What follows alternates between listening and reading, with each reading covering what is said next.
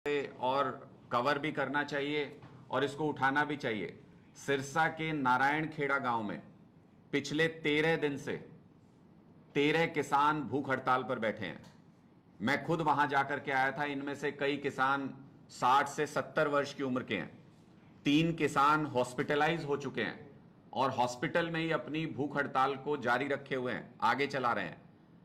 इनमें से 2-3 किसान तो जिनकी उम्र 70 साल के आसपास है, ऐसे हैं कि अगर उनकी हेल्थ डिटेरियोरेट होती है तो रिकवरी लगभग नामुमकिन हो जाएगी, पॉसिबल नहीं होगी।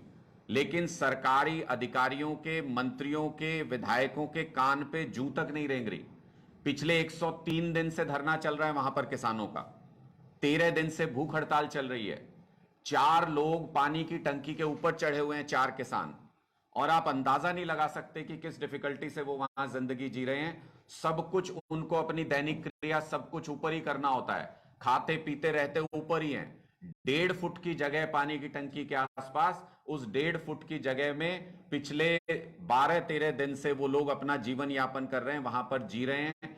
और सरकार सुनने को तैयार नहीं है। वहां पर लगातार किसानों की संख्या बढ़ती जा रही है। आसपास की पंचायतें इसमें शामिल हो गई हैं। 16 तारीख का अल्टीमेटम दे रखा है किसानों ने कि हाईवे जाम कर देंगे। अगर सरकार वापस से वही स्थिति पैदा करना चाहती है प्रदेश के अंदर जो हमने 1 साल तक के किसान आंदोलन में देखा, तो अलग बात है। लेकिन अगर सरकार जरा भी गंभीर है, और मूल प्रश्न यह है कि वो किसान मांग क्या रहे हैं। वो कोई अनैतिक चीज नहीं मांग रहे हैं, वो सरकार से कोई फेवर नहीं मांग रहे हैं। वो 2022 का अपना बीमा क्लेम मांग रहे हैं, जिसके लिए उन्होंने सारी प्रीमियम राशि भरी हुई है। करीब करीब 250 करोड़ से भी ज्यादा का प्रीमियम इन किसानों से इस बीमा कंपनी के पास गया हुआ है। और पूरे सिरसा डिस्ट्रिक्ट का अगर देखें, सरकार की तरफ से क्लियर किया हुआ, सरकारी अधिकारियों की तरफ से गांव वाइज सर्वे करके क्लियर किया हुआ 641 करोड़ रुपए का क्लेम इन किसानों का फसल के नुकसान का पेंडिंग है। लेकिन कंपनी कुछ ना कुछ क्वेरी लगा करके, कुछ ना कुछ अड़चन डाल करके, आप सोचिए सरकार से भी ऊपर की चीज हो गई प्राइवेट बीमा कंपनी। और ये सरकार उसको किस तरीके से फेवर कर रही है, इसका अंदाजा आप लगाइए कि ऐसी कंपनी को ब्लैकलिस्ट करने की बजाय इस कंपनी को अगले 3 साल के लिए पूरे हरियाणा को 3 क्लस्टर में डिवाइड किया गया, डिस्ट्रिक्ट बांट दिए गए 3 हिस्सों में। उन 3 में से 2 क्लस्टर इस कंपनी को दे दिए गए अगले 3 साल के लिए। किसानों को फिर से इस कंपनी के चंगुल में फेंक दिया गया। और वो देने से पहले, अगला टेंडर देने से पहले सरकार ने यह भी सुनिश्चित नहीं किया कि जो इन किसानों का क्लेम बनता है 641 करोड़ रुपए का, वो क्लेम कम से कम इन किसानों को दिलवा सकें। बार बार प्रशासन आनाकानी कर रहा है, बार बार प्रशासन आगे की तारीखें दे रहा है। वहां पूरे सिरसा में यह प्रचलित है कि जो स्थानीय अधिकारी हैं, उनकी इस बीमा कंपनी के अधिकारियों के साथ उठ बैठ है, पार्टियां होती हैं इनकी रेगुलर।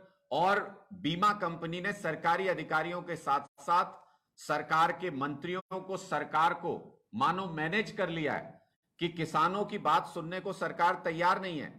और आजादी के दिवस की पूर्व संध्या पर किसान मीटिंग करके वहां यह फैसला ले रहे हैं कि 15 अगस्त के तुरंत बाद 16 अगस्त को नेशनल हाईवे जाम करके बैठ जाएंगे। तो आप समझ सकते हैं कि कैसी टकराव की स्थिति उत्पन्न हो रही है।